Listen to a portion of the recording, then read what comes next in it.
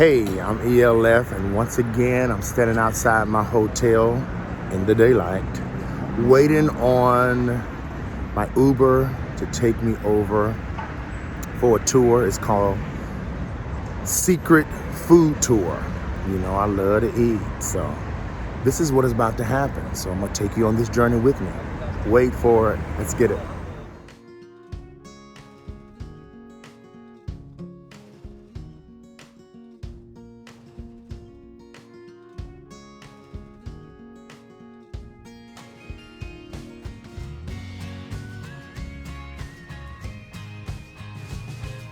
The food tours in European countries where we run also a food tour, and yeah, this Let's get another perspective on how the guy's doing. Yeah, to get inspiration. This is insightful. It was not the secret food tour, right? I think it was. Yeah. It may not have been, but Okay, because we run the one there. Did you do the one in Paris and Montmartre? It's called soupli.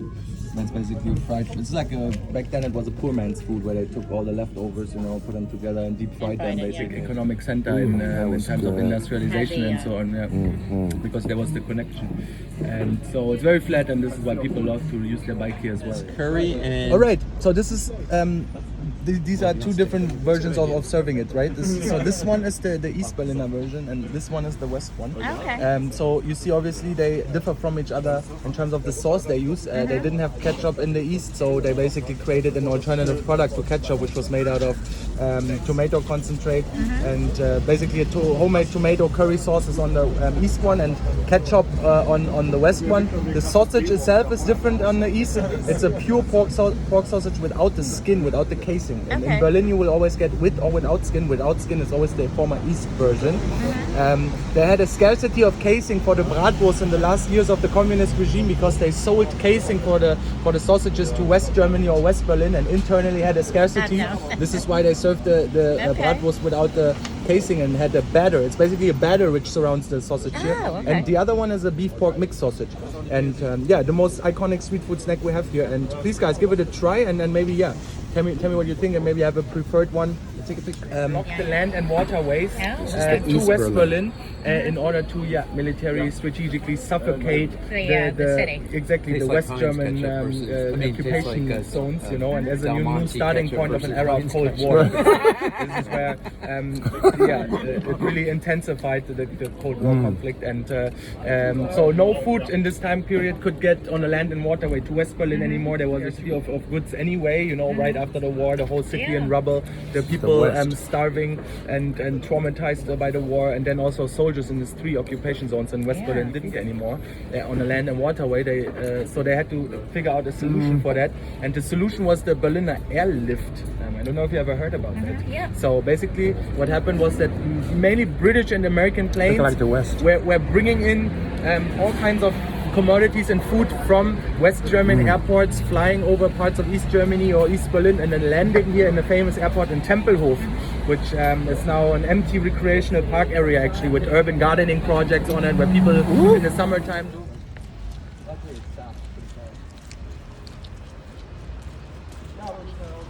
So what is this area? This area is basically, nowadays we call it raw area, or RAW area, or sometimes also called raw temple. Very artsy. Yeah, it's basically a little, you can say, countercultural microcosmos. I will stop you just in a few minutes and then give you some general info about this place here, because it has a quite long history, and I don't know where these mountains of trash come from. I was just gonna say, is that because I went here yesterday evening and they were not there yet. Where is So that's weird. Expressionistic art.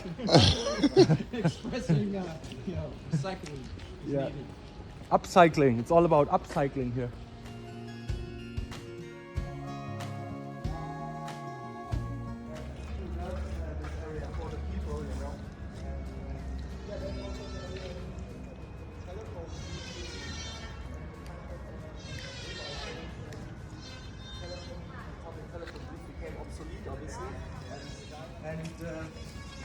The song you selected is blasting inside. There's a little disco bowl on the ceiling. There's a smoke machine on the ceiling, and the photo and video, you have different light effects you can choose. And yeah, probably the smallest dance floor of Berlin. So just give you an idea. Oh, that is fun. This is the smoke machine. They print out a little photo story on the right of you, for you. If you decide to giving old things a new meaning. This is basically what the area is about here. Did he like put them around the city?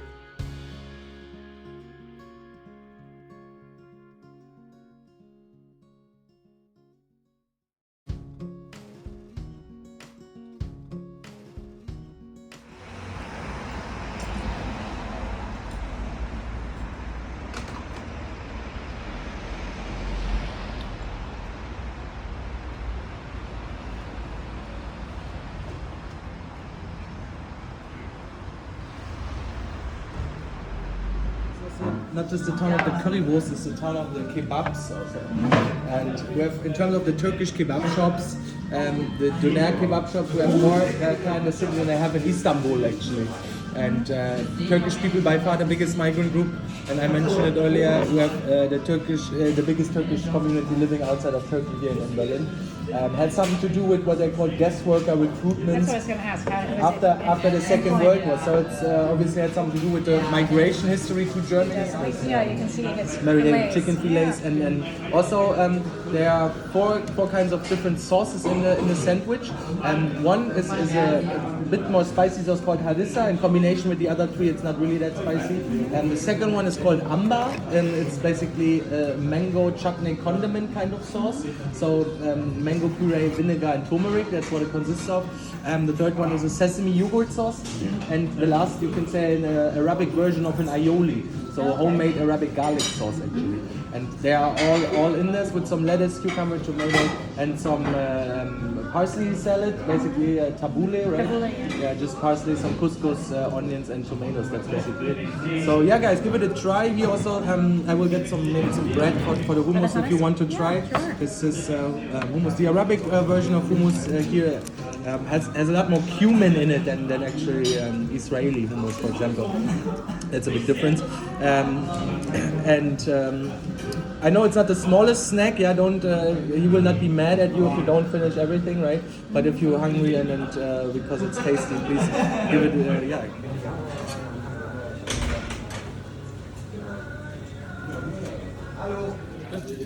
Very good.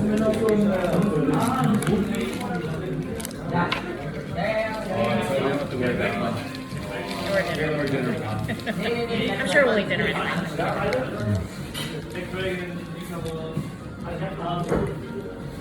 So tender. It has a crust. There's a crust. Like one of the pieces has like a crust to it.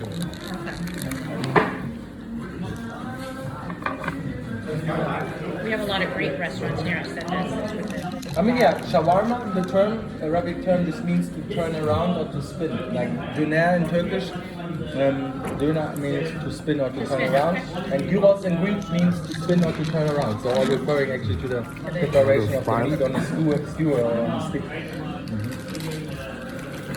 So nothing for you yet, or I you gonna indulge with this? Good. Yeah.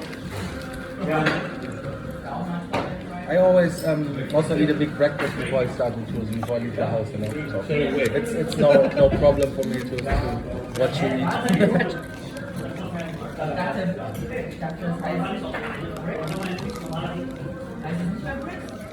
It's a shame when you find something that's really good, when you go home you can't find it. Immigrant, do you have a... To a place in London to eat Indian food because that's the best of that. Even though it's a huge Indian population near us, he goes, no, the food here is okay, but not great. But you can really eat any culture, any night of the week you want. Yeah. Because we just had Korean barbecue, we had Indian, Italian, Greek frequently. Yeah, every type of cuisine.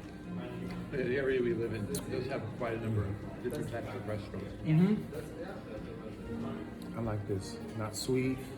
Yeah, it's all only organic ingredients and this stuff like from local producers here in Berlin, you know.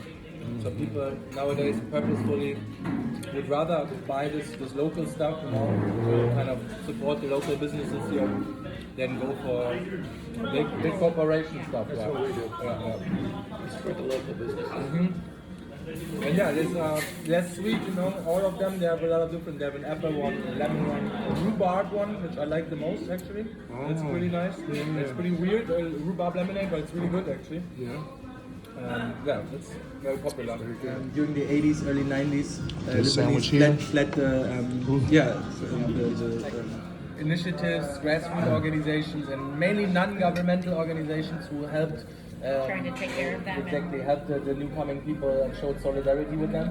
On the other hand, you had a new uprising of neo-Nazi movements and the more ugly face of Germany. They want to neo-Nazi keep movements the purity, and huge they don't want to uprising right-wing movement. And they are quite successful and getting more and more successful in some areas of Germany. And so that we have the first right-wing party in the parliament since Hitler actually. They're the third largest force in the parliament. Oh my goodness. Okay. They are the quality of right wing because a lot of people put a lot of money in this party.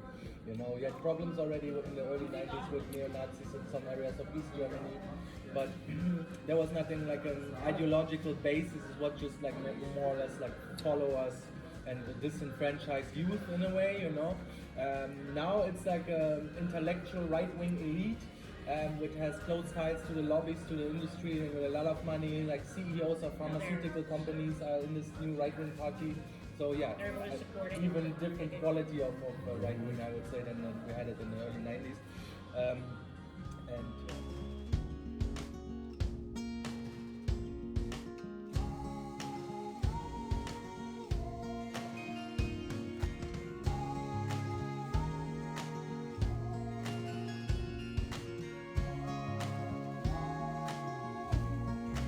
The size of this one, it's a quite small little family-run business, and what they do here is actually in this copper vessel they first caramelize cane sugar, and then they add different types of nuts and seeds to it and roast the nuts and seeds, caramelize them, and then add some cinnamon, some vanilla, some sesame seeds to it.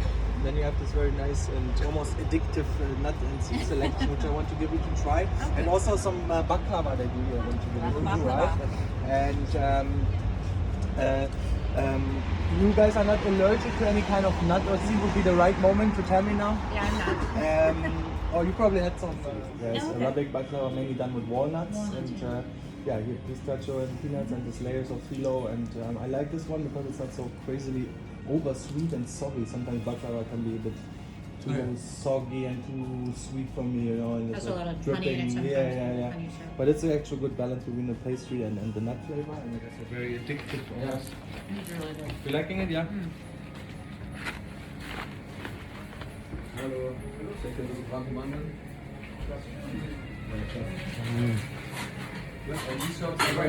Honey, nuts.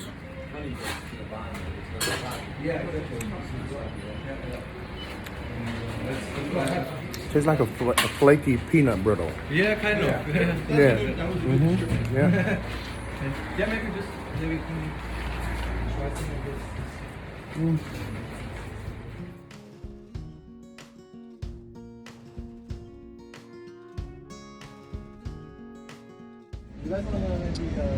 This tastes like a Boston baked bean, but pretty good.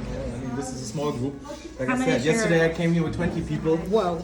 Normally we make maximum 10. This was a corporation event, so sometimes we do like 30, 40 people lager. We call it Dunkel, D-U-N-K-E-L, Dunkel. It's dark lager with just some roasted barley, some hops and water. There's nothing else than hops, water and barley in the beer. It's brewed according to a very old purity law we have here in Germany, beer purity law, which dates back actually to 1516 already in the Bavarian kingdom. And an archduke back then introduced the law and said that beer can only be brewed with 3 ingredients. At that time they didn't, couldn't scientifically assess yeast microorganisms, so it was not listed on there.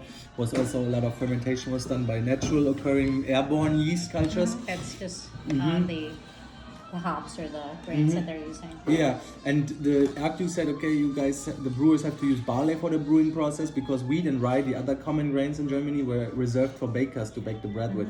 And To feed people, yeah. yeah, and to ensure affordable bread prices actually in times of scarcity and or bad harvest and so on, they said, okay, brewers, you take the barley for your beer and the rest goes to the bakers. So in its original function, the purity law in Germany for the beer purity law was a food security law actually from 1516, still in effect actually, because it later on was translated into a beer taxation law in a way that your beer was only be legally considered a beer if you brewed it according to the purity law. If you would have put fruits in it or herbs like they did in other beer nations like the United States, Belgium or Like UK, grapefruit juice or yeah, then it blueberry would or- not be considered a beer anymore. It would have become a luxury good because beer is considered by its tax laws is considered a staple food in Germany for brewers.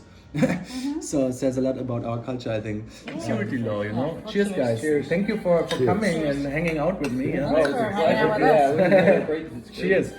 And so it was, you know, it was never lucrative in Germany to. Smooth. Yeah, it is smooth. It's not dark beer, you know. When I offer people dark beer, it's It looks like a dark beer. Yeah, they always have the like Yeah, it's not- stouty kind of heavy, you know, like a preconceived notion of Do it. they but- do, or they keep the beer at a certain temperature, or is Yeah, it, it's served chilled. Yeah, and it's also this the difference between lagers and, for example, like ales of any kind. IPA, stout is an ale technically.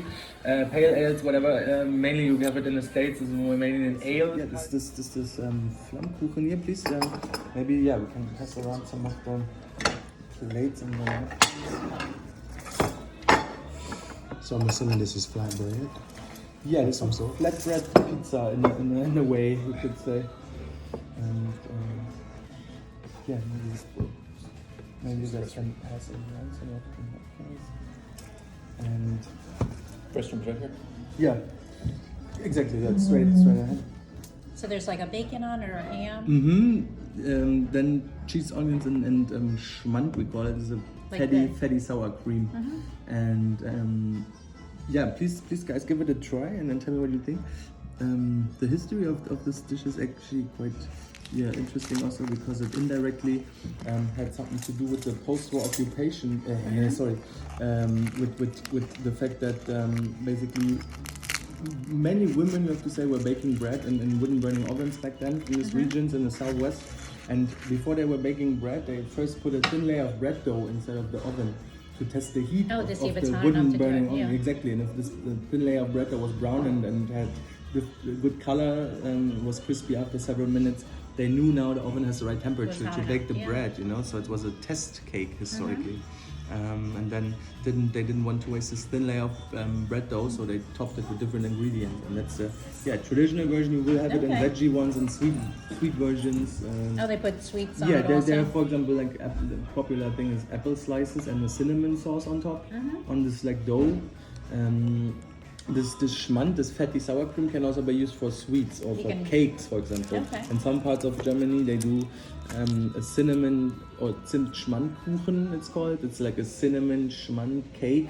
It has a sour, sweet flavor to it, and it works pretty well actually. And ricotta cheese plum topping is popular, you know.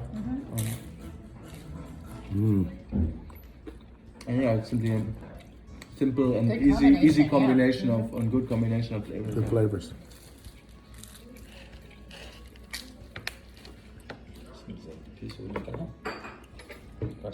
So yeah, this gets its name from the fact that Pizza. Flammkuchen flame cake was put into the flames of wooden burning ovens to test the heat of them before baking bread. This is where it gets the name from, Flammkuchen. And yeah, these are this apple cinnamon dumplings here. Like I mentioned, basically the Apfelstrudel in a dumpling version. They make them like this. They first crumble butter cookies and then they soak these crumbled butter cookies in milk. Add chopped grated apples, some egg yolks to it, some butter, cinnamon, sugar, form balls with the whole thing, and then deep fry this balls and roll it afterwards in a cinnamon and sugar mix, and then serve it with this vanilla ice cream, some whipped cream, some fruits, and the pumpkin seed oil on top. Ja, Wollte mal wissen, damit mal im 11. Also, seid ihr auf eigentlich? Wir haben erst Mittwoch Versammlung. Also Die sind noch nicht, nur ist keiner da. Ach so. Also ich denke mal, also sonst hat man immer das Arms offen, aber Ja. auch You guys can give me your brochure. I will write down and confuse you a bit more with recommendations.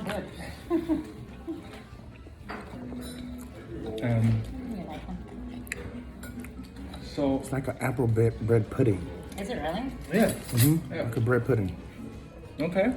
Apple bread pudding. It's like a bread pudding with apples and deep fried bread pudding. Kind of, yeah, bread pudding. Very good. Where you guys stay?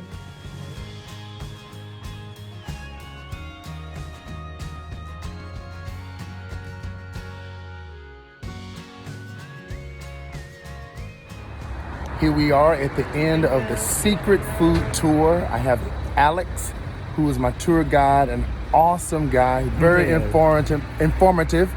Please, when you're in Berlin, secret food tour is what you need to experience. We love you. We'll see you. Yes. Peace out.